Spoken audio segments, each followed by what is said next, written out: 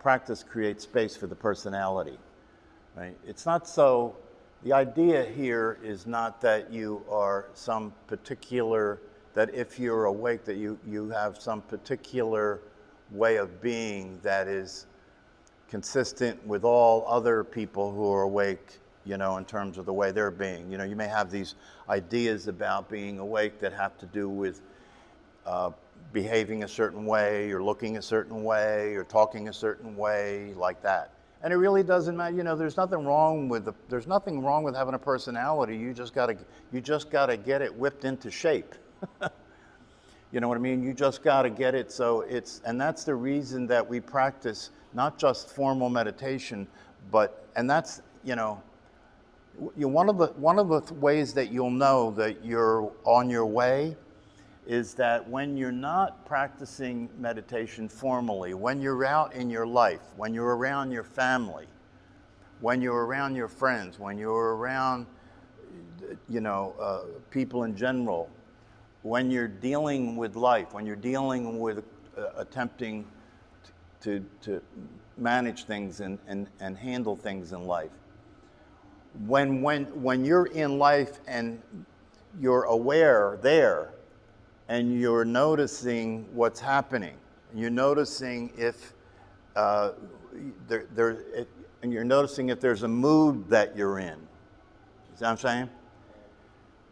This is now you're on your way, because you're not just experiencing meditation when you're doing it formally, because meditation simply means being aware, right? But now you're being aware in life. That's the real deal, right? So that you can be aware if you're in a mood, and if you can be aware that you're in a mood, it becomes possible to transcend the mood. See, mostly when people are in a mood, right, they're not aware they're in the mood, they are the mood, right? I'm in a bad mood, don't mess with me, right? So that's what we're up to here, is to be able to see things with an awareness that wasn't there before. So now I'm aware I'm in a mood. Oh, I'm aware I'm in a mood. What's this like? What's this mood like? So there's space where there wouldn't have been any space, to be there with it and see it for what it is. It's a mood. It's like the weather. It happened to you. You woke up into it. It will pass. All of that becomes available with awareness, right? Without awareness, it's just a bad mood. And the same thing is true, by the way, when we're talking about some of the things that people experience psychologically, like anxiety and depression, right? Being a Zen master has nothing to do with whether I'm depressed or not. Because what being a Zen master is about is knowing who I am. And if I say I'm depressed, that's just a conventional way of communicating, right? But a Zen master knows I am not depressed. Depression is what showed up, right? Like the weather, like a mood, like anxiety, like whatever, you know? This constant changing of the atmosphere in which you exist, right? There's a constant changing of the atmosphere in which you exist, just like the weather. And you don't bring it on, it just happens, right? But one of the things that is different when you get down the road a bit as far as practicing meditation and learning these things is concerned, right, is that depression, for example, or anxiety, for example, may show up like the weather shows up, right? But if you're doing the work and you're clear about who you are, right, then you're able to be present to whatever is showing up without identifying with it. So it's a huge difference to know the difference between I am depressed, right, and there is depression that appears. It's a completely different thing. And to the extent that you can be present to it, it will inevitably pass like everything else does.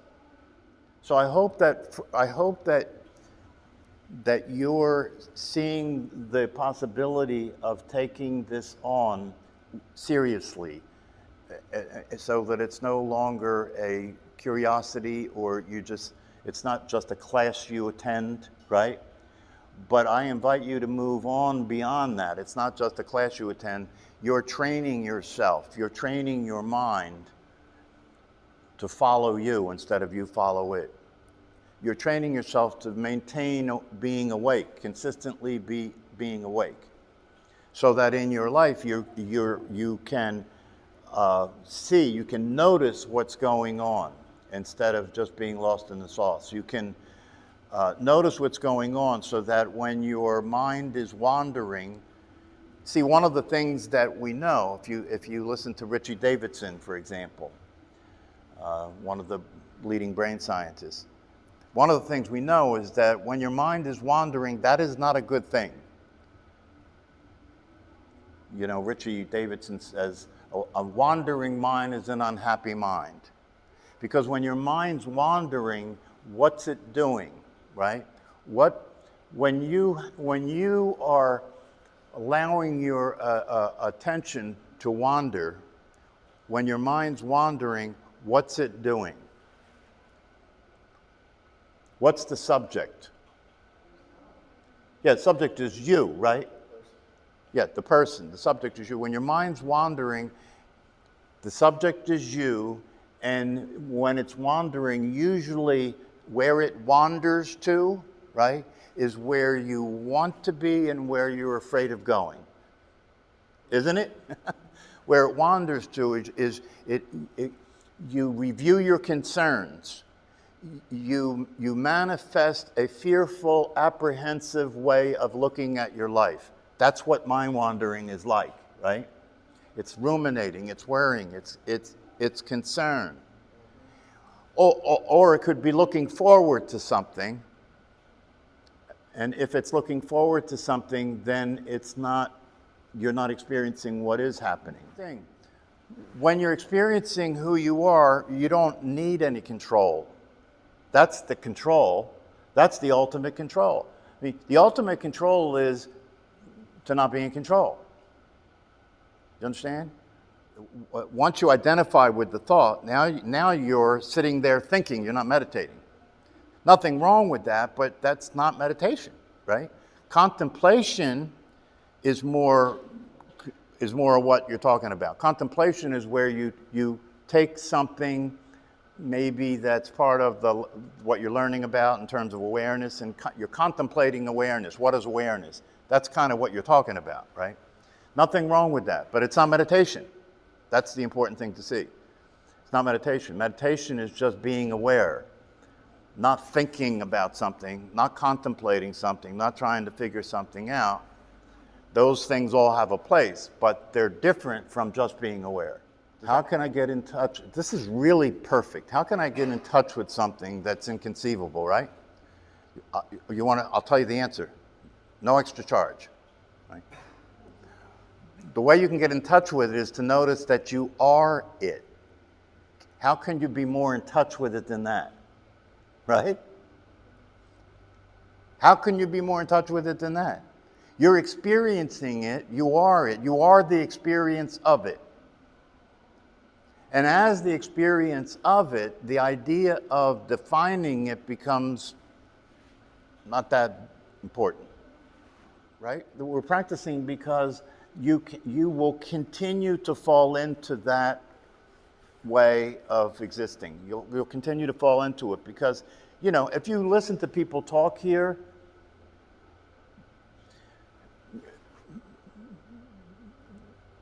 what automatically happens when you talk is you speak as a person. Automatically happens, right? When you talk, you speak as a person, because that's the convention. That's the conditioning. That's how you exist in this world, in time, in relationship to other people, right? As a person, right?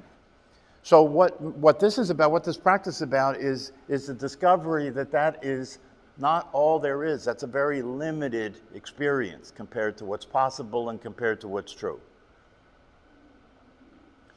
And this is these teachings and practices are challenging. They can be very difficult at times. And there's a lot of complexity involved in these things, yes?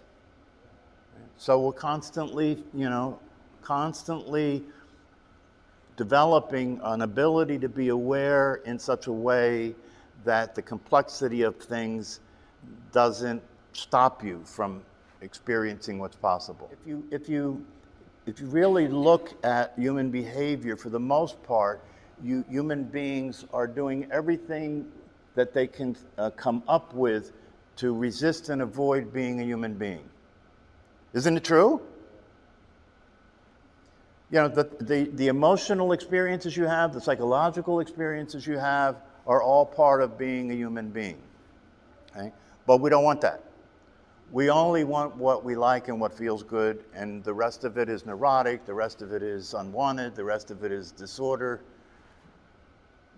But when you listen to awake people, you hear them talk about their human experience, and it includes depression and anxiety and so forth. They don't see that stuff as like something's wrong. That's just part of the human experience. Yeah, awareness is aware. Awareness is aware that it's aware. It's a direct experience, aware. When you are being yourself, who you are knows itself in present time. That's aware of awareness. I'm aware that I'm aware. When you're going through your life, see if you can start to pay attention to what's going on, inside and out, See if you can pay attention to what's going on inside and out without identifying with it, See if you can notice what mood is there, what emotional experience is there, what thoughts are occurring, what's happening in the body, what's happening around you. That's all that we're talking about here, is being aware, right?